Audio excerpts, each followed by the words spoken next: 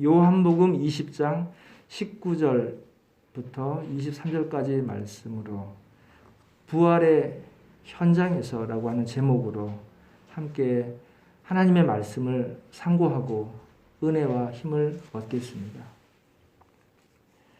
부활절은 예수님의 말씀대로 십자가에서 돌아가신 뒤 3일 만에 부활하신 그 사건을 기억하고 주님의 부활을 기념하는 날입니다. 주님의 부활로 인하여 특별히 감사와 기쁨으로 우리의 믿음을 고백하며 주님의 말씀을 상고하는, 함께 모여서 예배하는 하나님의 정하신 날입니다. 2000년 전에 예수님의 십자가 고난과 돌아가심, 부활의 사건이 오늘 2022년도에 오늘 사는 우리에게 새롭게 은혜로 다가오고 믿음이 자라나 증인으로 사는 증인이 되도록 우리를 인도해 주시기를 원합니다. 부활을 믿는 믿음은 평안이 있고 성령께서 내주하십니다. 그래서 부활을 증거하는 증인으로 살아갈 수가 있습니다. 주님을 증거하며 살아갈 때에 우리의 산 소망은 세상이 아니라 다시 오실 예수님을 고대하며 산 소망을 가지고 하나님 나라에서 영원히 사는 것입니다. 오늘 부활을 통해서 우리의 믿음을 부활을 믿는 믿음으로 새롭게 믿음을 더하여 주시고 담대한 믿음으로 인도해 주시기를 원합니다.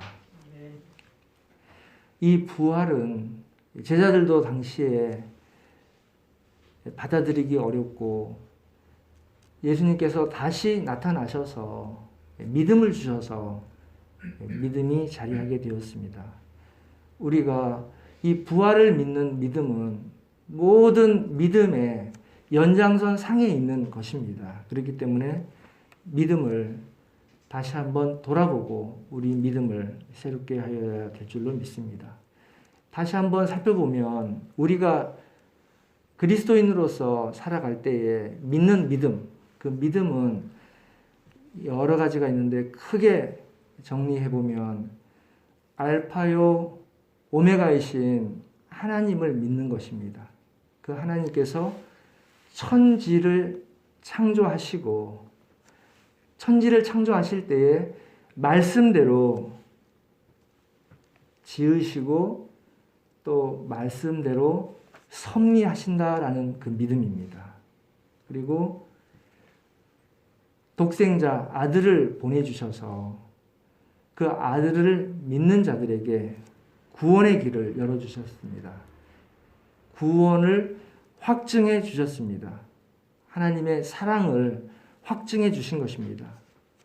그리고 고난을 받아서 그 예수님께서 피 흘리시고 십자가에서 보혈을 통해서 죽기까지 우리를 사랑하시면서 우리를 대속하셨습니다. 끝이 아니죠. 이제 3일 만에 부활하셔서 하늘에 올라가십니다. 하나님의 나라에 가십니다. 그리고 다시 오십니다. 세상 끝날에 다시 오셔서 우리를 영생으로 인도하셔서 하나님의 나라에 함께 거하게 하여 주시는 그 하나님의 인도하심을 믿고 우리의 신앙생활이 더욱 기쁨과 소망이 있는 산소망이 되시기를 주님의 이름으로 축원드립니다. 다시 간략하게 정리하면 성부 하나님, 성자 예수님, 성령 하나님입니다. 그리고 한 가지 하나님의 말씀인 성경입니다. 이것을 우리가 말씀대로 믿을 때에 하나님께서 우리를 말씀대로 구원으로 또 영원한 삶으로 하나님의 자녀가 되게 인도하여 주실 줄 믿습니다. 세상적으로 믿을 수 없는 이러한 우리가 믿는 믿음, 합리적이고 과학적인 세상 지식으로는 믿을 수가 없습니다. 이러한 믿을 수 없는 신비한 믿음을 저에게 또 우리에게 믿는 은혜를 주셔서 말씀을 순종하며 살아가게 된 것이 감사요 복인 줄로 믿습니다. 이 믿음을 승리로 인도하여 주시기를 늘 기도하고 있습니다. 오늘은 부활의 현장을 중심으로 믿음을 더하여 주시는 말씀들로 은혜를 나누고자 합니다. 첫 번째로는 주님은 부활하셔서 첫 번째로 평강을 주셨습니다. 세상이 줄 수 없는 평강입니다. 사람들이 편안하게 생각하는 것, 평강하게 얻는 것, 세상이 줄 수 있는 것들이 많이 있습니다. 그러나 세상이 줄 수 있는 것들은 착각하게 하는 평안일 뿐입니다. 일시적이고 영원하지 못합니다. 그런 반면에 세상이 줄 수 있는 것이 아닌 세상이 줄 수 없는 하나님 나라의 영원한 평강, 그것이 오늘 예수님을 통해서 부활하신 예수님을 통해서 제자들에게 또 말씀을 듣는 우리들에게 말씀해 주십니다. 19절에 보시면 평강을 주셨습니다. 너희에게 평강이 있을지어다. 예수께서 제자들에게 오사 가운데 서서 이르셔서 가운데 모든 제자들이 다 볼 수 있도록 볼 수 없는 제자가 없는 것이죠. 평강을 주셨습니다. 21절에도 평강을 말씀하셨습니다. 21절에 너희에게 평강이 있을지어다. 일어나셔서 부활하셔서 제자들에게 오셔서 평강이 있을지어다. 제자들은 지금 세상적으로 볼 때는 예수님과 공모자, 공범입니다. 그렇기 때문에 두려움에 쌓여져 있습니다. 그런데 그 두려움을 예수님께서 평안할지어다, 평강을 주시고 계시는 것입니다. 우리가 세상을 살아갈 때에 예수님께서 말씀하신 이 평강이 있기를 원합니다. 세상이 줄 수 없는 이 평강이 있을 때에 우리는 하나님 안에서 평강과 또 하나님께서 인도하시는 모든 말씀들을 따라갈 수 있게 되는 것입니다. 못 박힌 손과 창에 찔린 옆구리를 보여주시면서 평강을 주십니다. 20절 말씀 다시 봅니다. 말씀을 하셨습니다.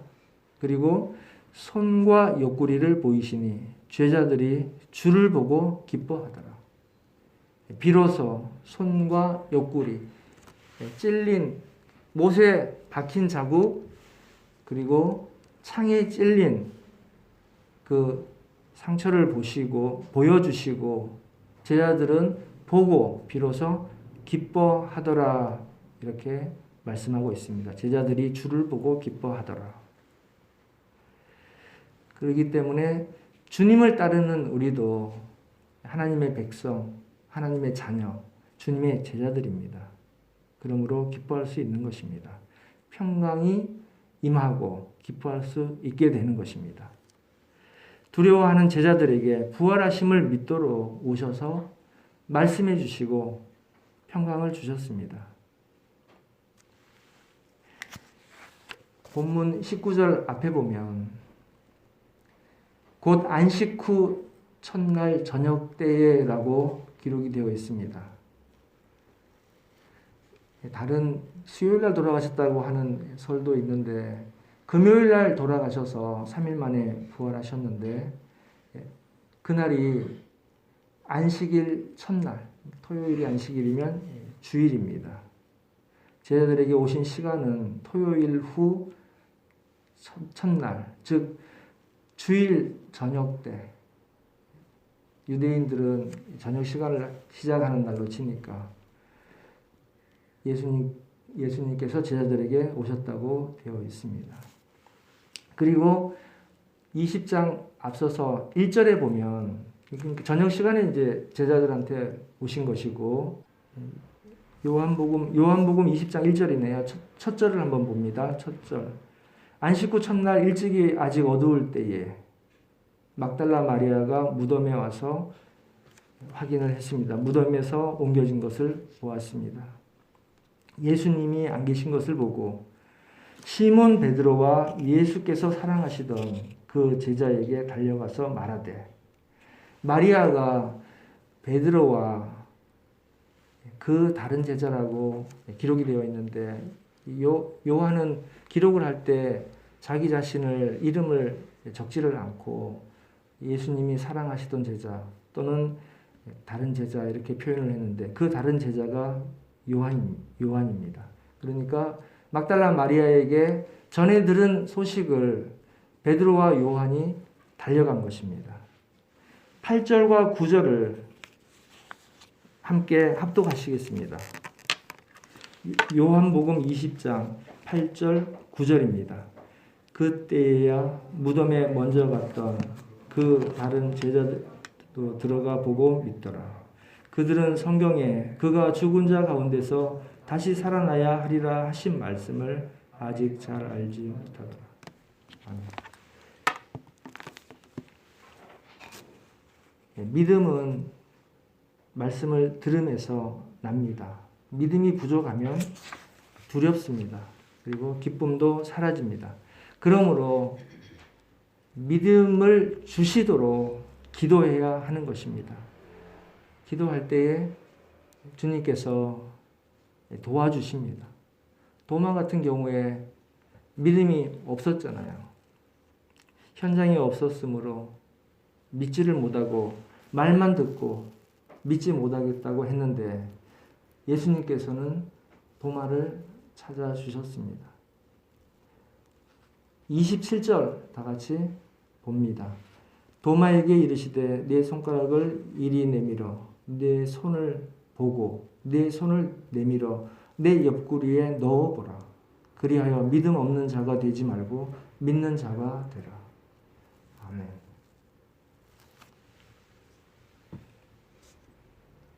도마는 믿음 없이 의심을 했지만 제자이므로 의심한 것은 믿음을 갖고 싶은데 믿음이 안 생기는 거죠. 그래서 예수님께서 찾아가셔서 친히 못자국, 창 자국을 보여주시고 또 손을 대어보게 하신 것입니다. 믿음이 없으면 하나님이 하시는 일, 부활을 볼 수가 없습니다. 믿을 수가 없는 게 아니라 볼 수가 없습니다. 사람들은 예수님을 보면 믿겠다고 하는데 믿음이 먼저이고 보는 것은 나중입니다. 믿음의 눈으로 볼 수 있을 때에 보여지는 것입니다. 보고 나서 믿음이 생긴다? 그렇지가 않습니다.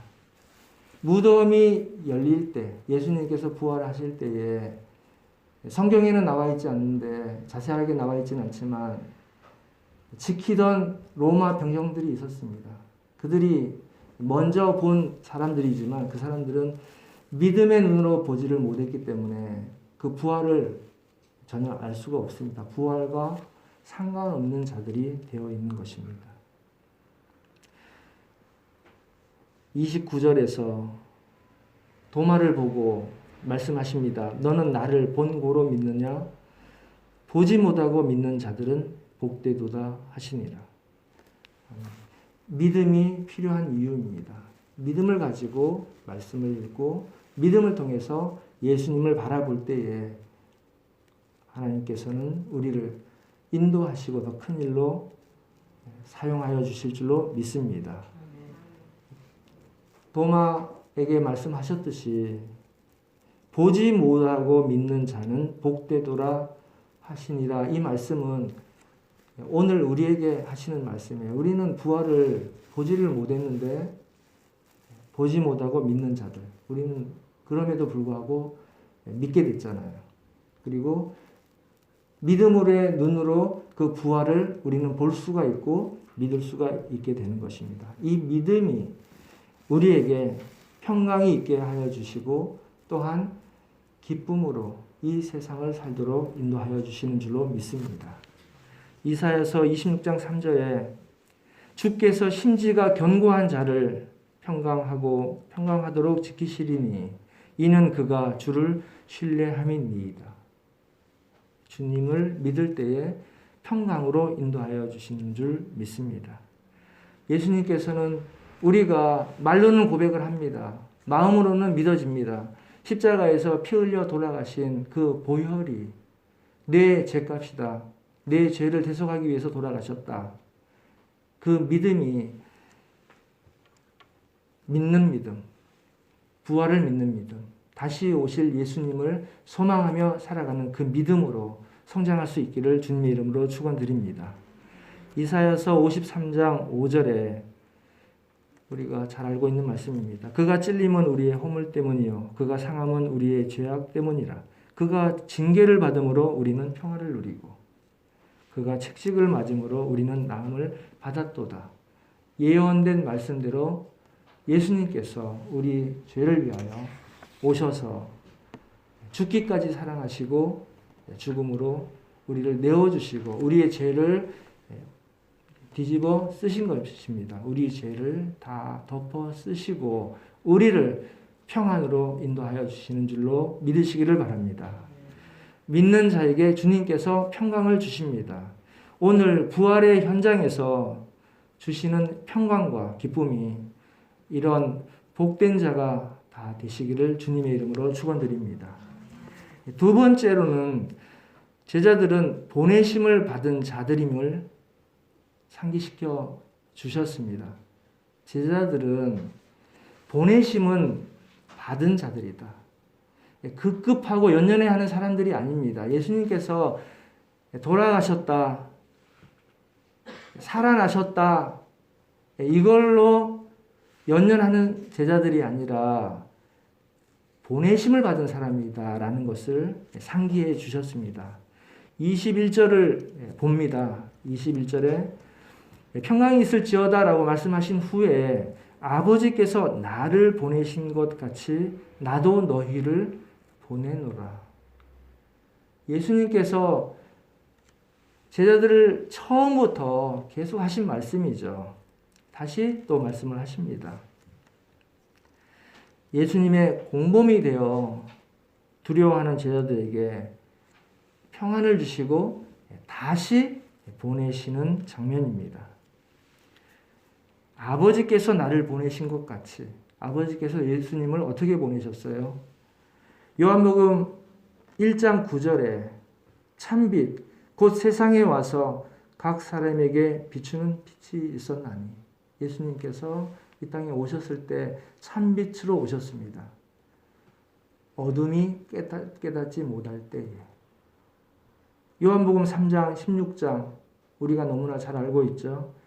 하나님이 세상을 이처럼 사랑하사 독생자를 주셨으니 그를 믿는 자마다 멸망하지 않고 영생을 얻게 하려 하심이라. 그리고 이어지는 17장 17절에서 요한복음 3장 17절에서 하나님이 그 아들을 세상에 보내신 것은 세상을 심판하려 함이 아니요 그로 말미암아 세상이 구원받게 하려 하심이라.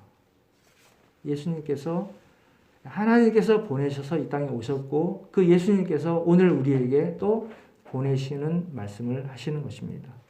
예수님께서는 이 땅에 오셔서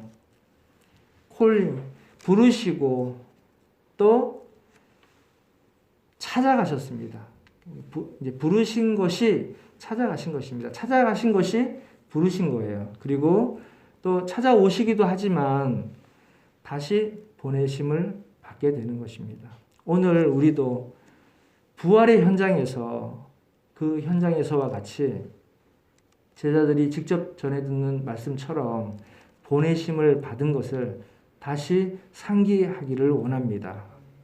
예수님께서 가나 혼인잔치 포도주 기적이나 오병이어 칠병이어 친히 기적을 역사하셨지만 한 사람 한 사람에게 찾아가시고 또 부르셔서 다시 파송하시는 것을 우리가 볼 수가 있습니다. 사마리아 우물가의 여인 우리가 잘 알고 있죠. 예수님께서 찾아가셨습니다. 사마리아로 일부러 찾아가셔서 그 여인을 만나서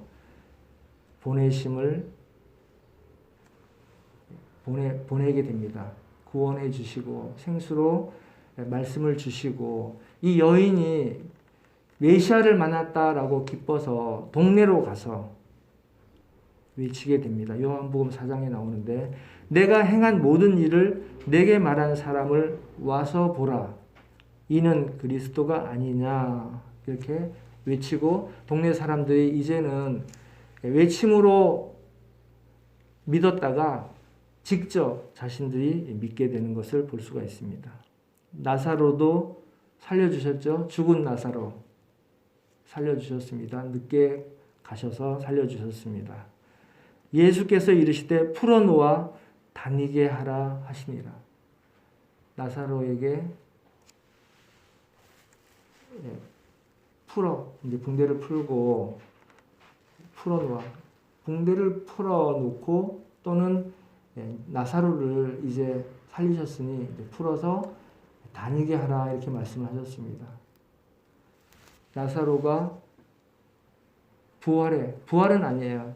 소생한 것입니다. 부활은 예수님께서 첫 열매가 되셨고 우리가 또 이전에 죽은 모든 사람과 함께 다시 하나님의 나라 들림을 받아서 갈 때에 그때에 새롭게 됩니다. 신령한 몸으로 새롭게 됩니다.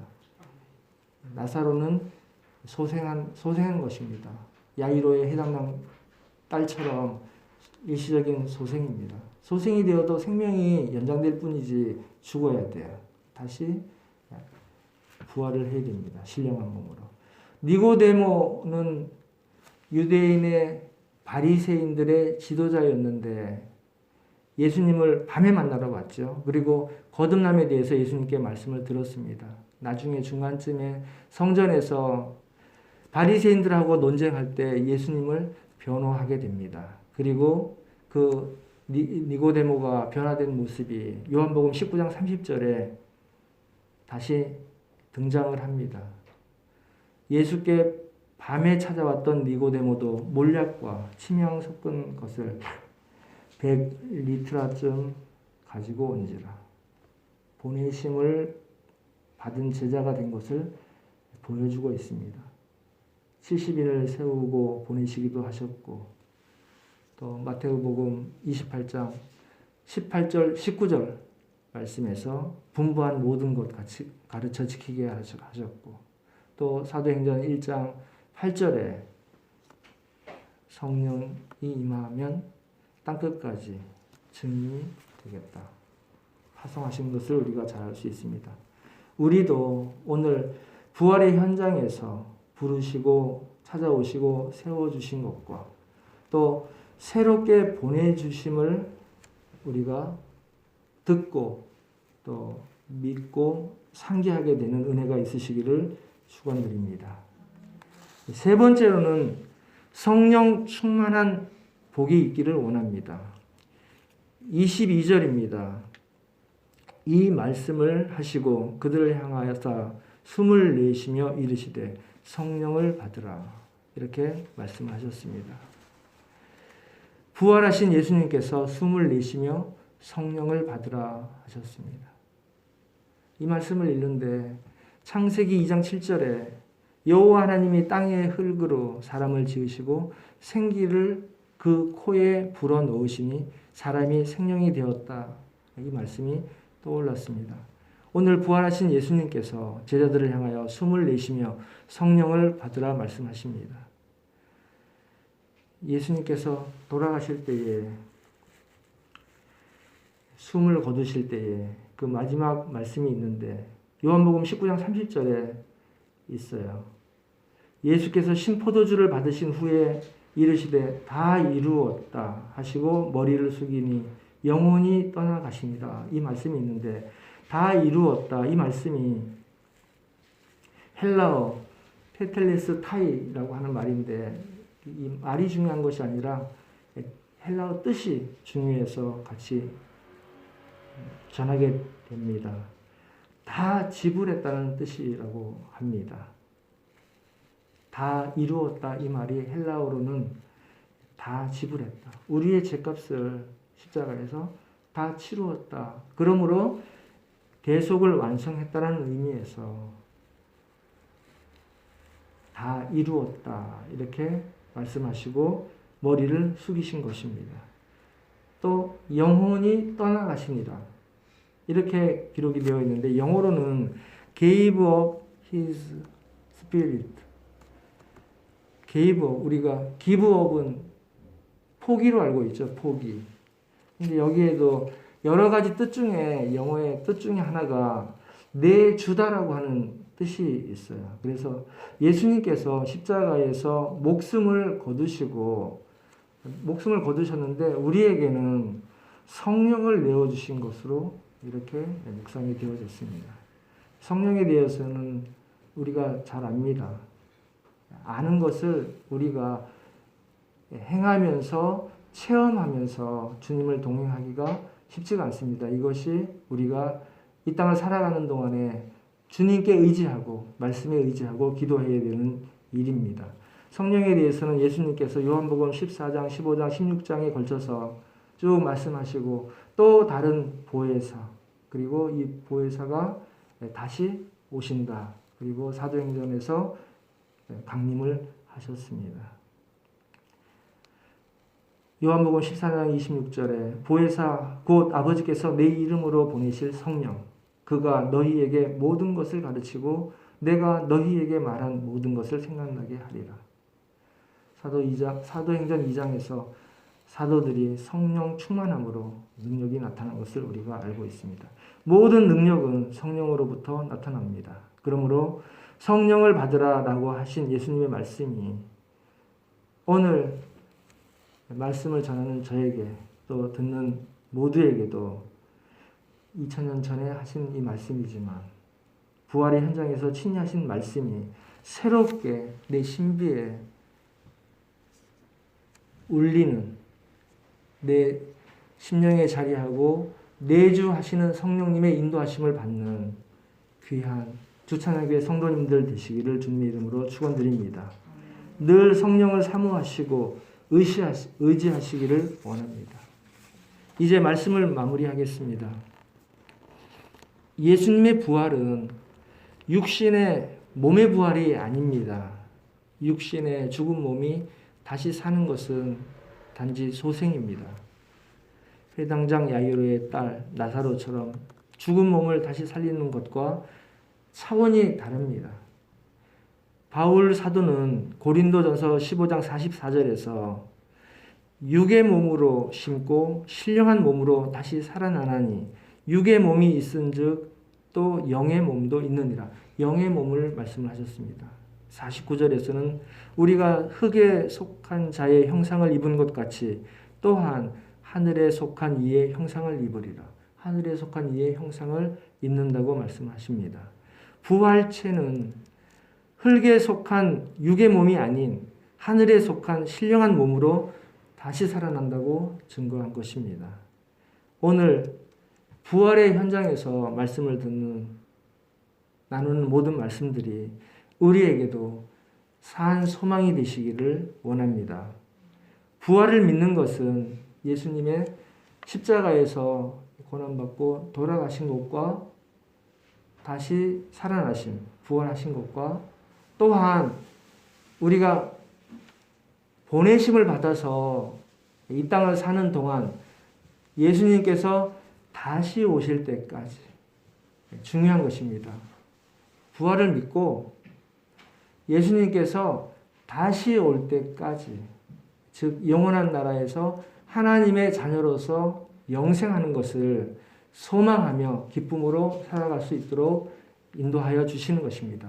그러므로 하늘의 평강으로 두려움 없이 기뻐하며 보내심을 받았음을 상기하고 늘 성령 충만하여 사명을 잘 감당하는 성도님들과 또 주찬양 교회가 되기를 주님의 이름으로 축원드립니다. 기도하시겠습니다. 은혜가 풍성하신 하나님 아버지, 아들을 보내주사 죽기까지 사랑하여 주셔서 그 베푸신 한량 없으신 은혜를 믿고 감사합니다. 내 힘과 결과로 기쁨을 얻고 평화를 얻는 연약함을 버리고 이제는 오직 주님의 능력으로 하늘의 평안과 기쁨을 얻으며 성령 충만하여 사명을 잘 감당하도록 도와주시옵소서. 부활과 영생을 산 소망 삼아 늘 승리할 수 있도록 도와주시옵소서. 우리 주 예수 그리스도 이름으로 기도드리옵나이다. 아멘.